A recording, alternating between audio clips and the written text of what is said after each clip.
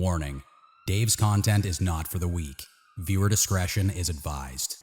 Joe Budden, I'm about to react to one of your videos. Please do not take my video down, you bald mother. Today we're going to be talking about Dr. Umar and how he view race, and basically pick apart how he view white people and black people. If you don't know who Dr. Umar is, he's probably one of the main voices of the black community. And to be honest with you, he's probably one of the most educated black men that's representing the black community. But to me, and a lot of people in the black community, we often see that his hatred for white people clouds his better judgment when it comes to race. Black men get the white women that other white men genuinely do not want.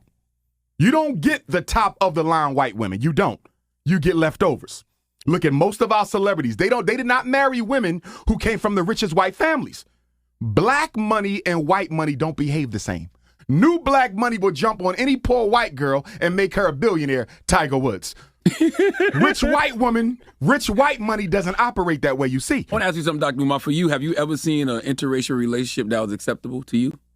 No interracial relationship is acceptable because we have too many black women who are unmarried. Black women are the largest population on the planet Earth. If you can't find one in America, get it from Africa. If you can't get it from Africa, go to the Caribbean, go to Canada, go to Europe. Why would a black man need to copulate, build a family with anything other than a black woman when you have so many black women available? It is an exercise in self-hatred. There's no way to get around it. Let's get straight to this video. Something just hit me. Shoot. Are you mixed race? No. Or you a bunny hopper? Yes. A bunny hopper, for those who don't know, is a white woman.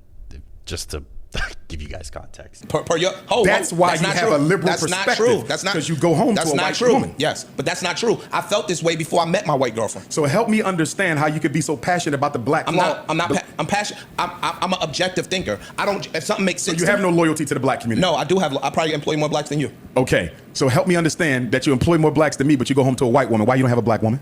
Because I fell in love with a white woman, not a black. Why didn't you fall in love with a black woman? I did. I fell in love with a black woman. We broke up. Okay, and why didn't you fall in love with another black woman? I did that too. We broke up. Okay, and why didn't you get another one and another one and another one until you found the right one? Because I met a white woman that I fell in love with, and that's the person that and I you're went to being disingenuous about That's not something. true. And let me tell you what you're being True. disingenuous about. True. Romance is a function of focus and opportunity. If I want to date an Asian, I'm going to put myself around Asian women so I can find one. If I want to date a Latino, I'm going to put myself around Latino women so I can date one. If you wanted to marry a black woman, you would have put yourself around black women so you can find one. So how did you end up with the Caucasian? No disrespect to her. No, not at all.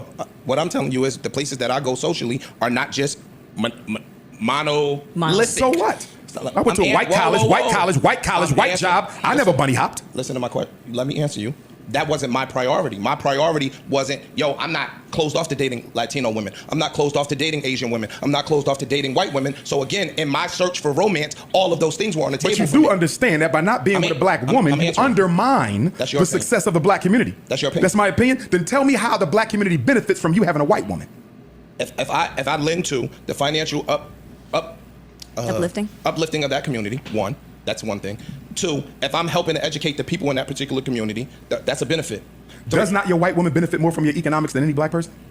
Yeah, probably. Exactly. So why can't they both be mutually beneficial? You want to know why? Because she belongs to the group that is responsible for the historical oppression of your race. So why would you voluntarily go over and marry into that? Because when you marry the woman, you don't just marry the woman or date the woman. You're dating her community and her culture. And given the history of us and them, why would you dare align yourself with that if you care about us? Yeah, that guy was not smart enough for this conversation. Here's the thing. I don't hate Dr. Umar. I think a lot of the stuff he says makes sense. And although he hates white people to the core, that's just a direct result of someone that knows their history. If you enslave and been murdering a group of people for 400 years, you're going to get people like Dr. Umar. You're going to get people that hate your race because of what your people have done. That's just facts. Same thing with the Palestinian and Israelis.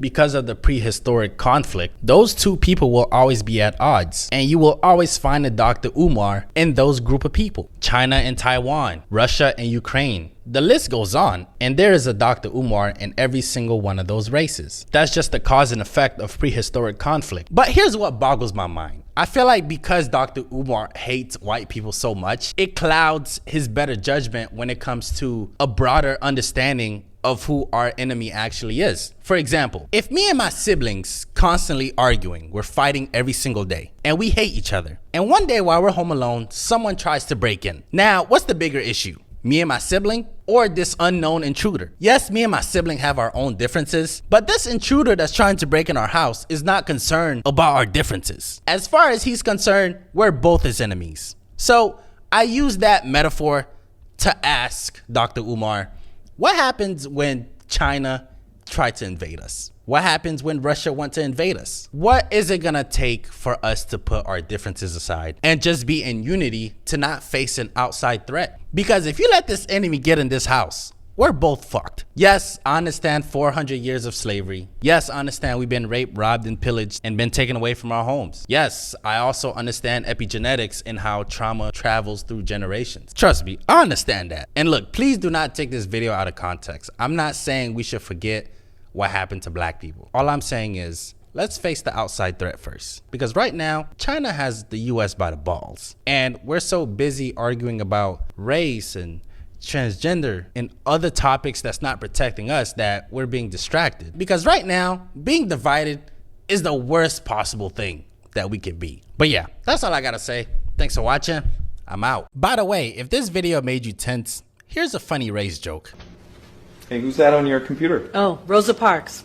Hey, did you know they're going to build a statue of her and put it in the U.S. Capitol building? Oh, that's great. She deserves it. Hey, did I ever tell you my grandfather worked with her to start the civil rights movement? Really? Yeah, he was the guy who was like, get up, move it, lady, get to the back. Never would have happened without him. Fuck you. If you like that video, I'm trying to get to 10,000 subscribers. So like, share, and subscribe and get me there. Thank you.